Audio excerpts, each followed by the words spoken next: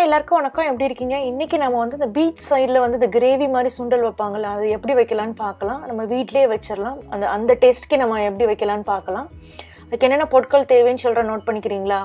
இங்கே பெரிய வெங்காயம் ஒன்று எடுத்துக்கிறோங்க.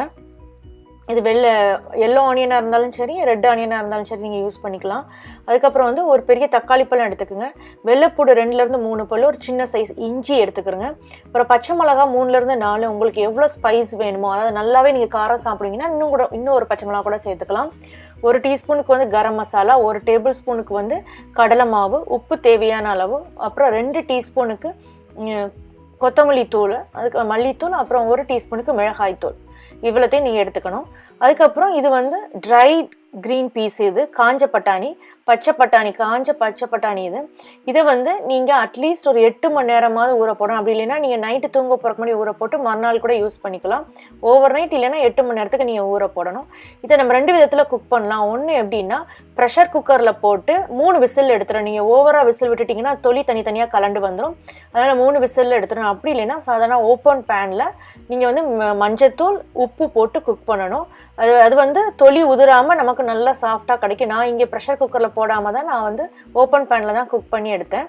இப்போ நம்ம அரைக்க வேண்டிய பொருட்கள் அரைச்சிக்கலாம். இஞ்சி, வெள்ளைப்பூடு, பச்சை மிளகா, வெங்காயம், அதுக்கப்புறம் வந்து தக்காளி. இதைத்தையும் நம்ம மிக்சியில் போட்டு அரைச்சி எடுத்துக்கிற போகிறோம். இந்த பதத்துக்கு அரைச்சி எடுத்துக்கிறோங்க. இப்போ பேனில் எண்ணெயை நல்லா சுட வச்சுட்டு அதில் நம்ம அரைச்ச கலவை இருக்கு இல்லையா, அந்த கலவையும் போட்டுட்டு மிளகாய்த்தூள், மல்லித்தூள், உப்பு நம்ம சேர்த்துக்கிற போகிறோம். அந்த பச்சை வாசனை இருக்கும் இல்லையா, அந்த வெங்காய தக்காளி அதில் ஒரு பச்சை வாசனை போகிற வரைக்கும் நாம் இதை வந்து நல்லா வதக்கி எடுக்க போகிறோம்.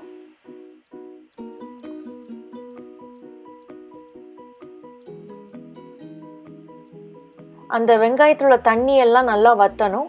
அது வற்றினாலே அந்த பச்சை ஸ்மெல் எல்லாம் போயிடும். இந்த பதத்துக்கு வந்ததுக்கப்புறம் நம்ம 1 டேபிள் ஸ்பூனுக்கு கடலை மாவு எடுத்து வச்சுருக்கோம் இல்லையா, அதில் கொஞ்சோண்டு தண்ணி சேர்க்கணும். தண்ணி சேர்த்து அந்த கட்டிப்படாமல் நல்லா மிக்ஸ் பண்ணிவிட்டு அந்த கலவையை நாம் வந்து இந்த வெங்காயம் தக்காளி வதங்கின கலவையோடு சேர்க்க போகிறோம். எப்போவுமே நம்ம பீச்சில் உள்ள சுண்டலில் வந்து இதுதான் சீக்ரெட் இன்க்ரீடியண்ட்டே. நம்ம வீட்டில் எவ்வளோ தான் சுண்டல் பண்ணாலும் அந்த பீச் சுண்டல் டேஸ்ட்டு வராது. இதில் கடலை மாவை சேர்த்துட்டோம்னா நமக்கு அந்த கடற்கரையில் உட்காந்து சாப்பிட்ற மாதிரியே நமக்கு நல்லா இருக்கும் நம்ம வீட்டில் வச்சு சாப்பிடும்போது. ஸோ இதுதான் அதில் சீக்ரெட் இன்க்ரீடியண்ட்டே. இப்போ கடலை மாவை போட்டதுக்கப்புறம் நீங்கள் ஒரு நிமிஷம் வதக்குங்க. வதக்கிட்டு நம்ம அவிச்சு வச்சுருக்கோம் இல்லையா, மஞ்சத்தூள் உப்பு போட்டு அந்த பட்டாணி இதில் சேர்த்துட்டு கொஞ்சோண்டு தண்ணி சேர்த்துட்டு ஒரு 5 நிமிஷம் வரை கொதிக்க விடுங்க. இப்போ நமக்கு பட்டாணி கலவை வந்து ரெடி ஆயிடுச்சு. இது இறக்குறதுக்கு முன்னாடி நம்ம கரம் மசாலா சேர்க்க போகிறோம். கரம் மசாலா சேர்த்துட்டு ஒரு நல்லா கிண்டிட்டு நீங்கள் அடுப்பை ஆஃப் பண்ணிட வேண்டியதான். இப்போ நம்மளுக்கு இந்த கிரேவி ரெடி ஆயிடுச்சு.